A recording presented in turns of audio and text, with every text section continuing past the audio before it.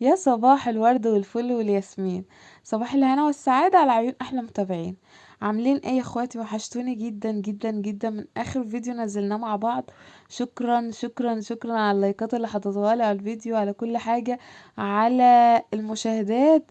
نورتوني من داخل مصر ومن خارج مصر. وجودكم في قناتي وتشجيعكم ليا باشتراككم في قناتي على راسي من فوق. جايلكم بعد مدعكة، عاوزة اقول لكم ان انا هلكانة بعمل لكم الفيديو ده غصب عني. والله العظيم انا صاحيه في الفيديو ده يعني حوالي الساعه 2:30 من النوم، فجايه لكم يعني متدمره. فكل سنه وانتم طيبين، رمضان كريم كده ورمضان مبارك علينا وعليكم وعلى الامه الاسلاميه جميعا. لو لسه مشتركتوش في القناه فانا ريهام احمد ودي قناتي. لو لسه اول مره بتشوفيني قلب اختك، تاكدي ان اشتراكك هيفرق معايا جدا. فياريت تنزلي تشتركي في القناه وتفعلي قناه وتفعلي زر الاشتراك على اشعارات الكل، علشان كل ما انزل فيديو جديد يا قلب اختك يوصلك اشعار بيه. تدخلي كده تنوريني باحلى لايك من احلى اخت في الدنيا. هستنى لايكاتكم وتعليقاتكم. النهارده بقى جايه لكم بروتين قوي جدا من المطبخ. بصوا يعني عاوزه اقول لكم ان المطبخ ده كان فوق وتحتيه، يقولوها ايه مش عارفه. فوقيه تحتيه. الطبقين طبعا شفتوني وانا بطلعهم في اول الفيديو كده بره. بطلعهم بره ليه؟ لان هم مليانين مواعين بتاعه العزومه. كل سنه وانتم طيبين، كل سنه كده وبيتنا عمران خير كل سنه ورمضان احلى بجمعتنا وبلمتنا. فكان عندي عزومه يا احلى اخواتي امبارح. كان المواعين كلها الاطباق كلها اللي في النيش كنت مطلعاها. طبعا الواحد بيحب يطلع احلى حاجة عنده لحبايبه، يعني احلى ناس عنده او لاغلى ناس عنده.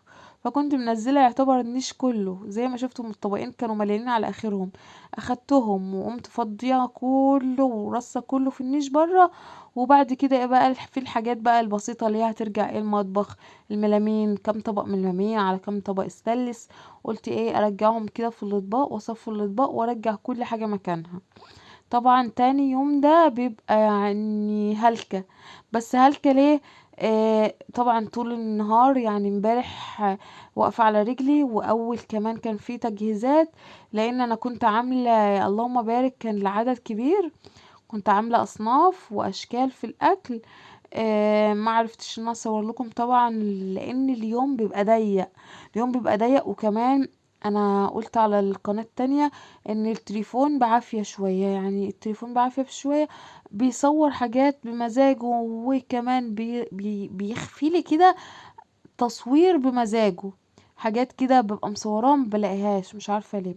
رجعت كل حاجة مكانها. واي بقى رجعت بقى ايه البيبسي، رجعت اللهم ذكرني السبرايت. كل دي حاجات جايالي من بره، يعني المشروبات والحاجات دي اللي اخوات جوزك وهما جايين كده كانوا جايبينها لي. حلويات برضو رجعتها التلاجة. طبعا التلاجة من جوه تحسوا ان هي تضرب تقلب، بس انا حطيت كل حاجة عامة يعني ايه مؤقتا، بحيث ان في بقايا اكل لسه هناكل بيها النهارده بنقضي بيها يعني ايه تاني يوم، اللي هو تاني يوم العزومة. لان اللهم بارك كان الاكل كتير واتفاض مني إيه ان هو يقضينا تاني يوم. بصوا او لو لاحظتوا ان التلاجة حسوا ان فيها حاجات كتير كده واطباق كتير كلها فوق بعضيها. فقلت امشي حالي بقى كده على بال ما ايه ما نفطر النهارده، وبعد كده ايه اشطب ايه يعني حالي اي حاجه بقى محتاجه ان هي تشطب. كنت اللهم اذكركم كنت هقول لكم ايه.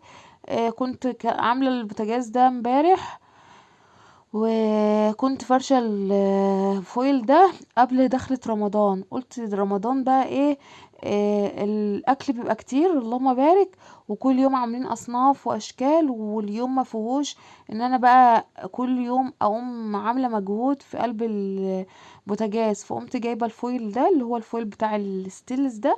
ده عامل زي الستيلس يا بنات، تخين وممكن يعني ايه يجرح ايدك لو جيتي ناحيته كده من الجنب، ممكن يجرح ايدك. فحامي جدا من تقله، وكمان حلو وبيستحمل. بصوا انا بغسله زيه زي البوتاجاز. فقلت عشان ما بهدلش البوتاجاز، لان انا كنت غسلاه غسله متينه جدا في الروتين اللي هو قبل يوم رمضان ده. وكان المفروض ان انا اصور لكم الحاجات دي كلها والله، بس في كارثه والله العظيم حصلت على السطح بتاعي. يعني انا عامله الروتين بتاع اللي هو المطبخ ده انا خلصت اساسا الروتين وطلعت سحرنا اللي هو اول يوم رمضان اللي كنا هنصحى صايمين فيه. فالكارثة بتاعت السطح دي غلتت عليا بقى، وكنت زعلانة جدا جدا جدا على الطيور اللي اتبهدلت مني، والطيور بقى اللي ماتت، والحاجات اللي حصلت على السطح. فما كانش ليا خالص نفس ان انا اصور، فكنت بقضيها كده. كل حاجة متغيرة في قلب المطبخ. عاوزة اقولكم ان ورق الفوم ده اللي هو ملزوق على الحيطة، كل اللي كان موجود الاول انا شيلته وركبت مكانه جديد. والرخامة طبعا انا عملتها كسيتها اللي هو الاسمر ده، الرخامة بتاعتي كانت ابيض. كل حاجة متنضفة والمطبخ مغسول من فوق لتحتيه وكل حاجة على الرايق يعني. كنت عاملة حتة دين روتين كان يستاهل، يعني ايه، ان هو يشجعكم، يستاهل انكم تشوفوه. بس قدر الله ما شاء فعل. الحمد لله على قد ما هي كانت كارثة، الحمد لله والله العظيم. يعني انا بقول قدر الله ما شاء فعل. الحاجات بقى اللي انا فقدتها من على السطح الطيور، والحاجات بقى اللي لحقتها وذبحتها يلا الحمد لله ماليش نصيب فيها. يعني فدت عيل من عيالي الحمد لله. فبس الواحد برضو بيزعل لان الحاجات دي بتبقى غالية عليه. عاوزة اقول لكم ان يوم العزومة ده انا طلعت لقيت، انتوا عارفين ان ديك هندي ب700 جنيه، اطلع الاقيه ميت. والحمد لله يعني ان شاء الله ربنا هيعوضني خير. بس الحاجة بتزعل بقى. فكان يعني كله جاي ورا بعضه كده، تعب طيور مع ذبح طيور مع مجهود روتين بتاع رمضان مع تنظيفات. كل الحاجات دي تحسوا ان هي بتهلك بقى، وخلاص انا جبت اخري ومفيش بقى مود ان انا اصور، ان انا ابقى فرحانة كده.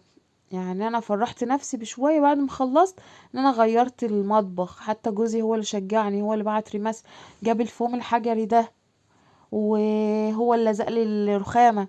ساعدني برضو بكذا حاجة في المطبخ، ربنا يبارك لي فيه يا رب ويديه الصحة. بس الحمد لله.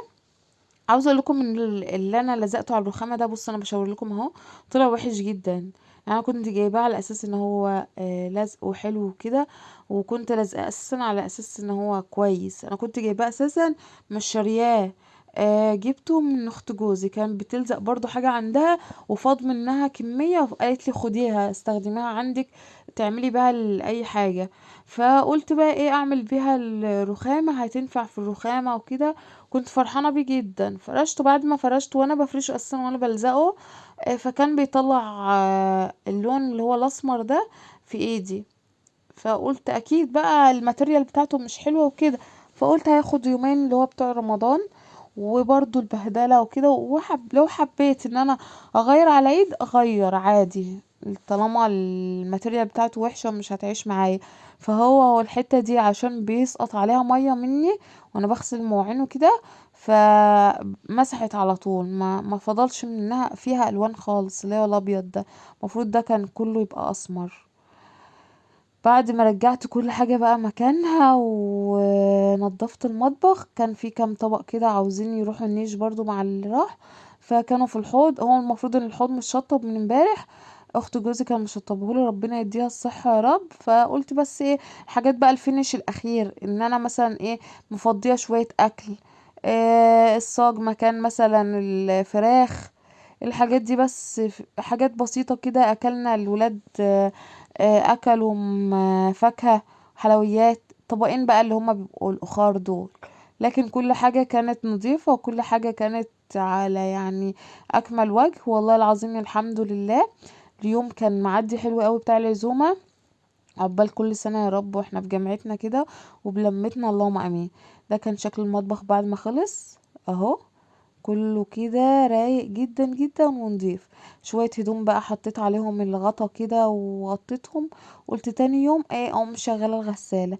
هنا طبعا اللي هو الضرفة اللي تحت دي ما بقفلهاش خالص، لان انا حاطه فيها الزيت بقى وحاطه فيها البصل والحاجات دي، وهي لما بتيجي تتقفل وتفتح بتبقى رخمة جدا.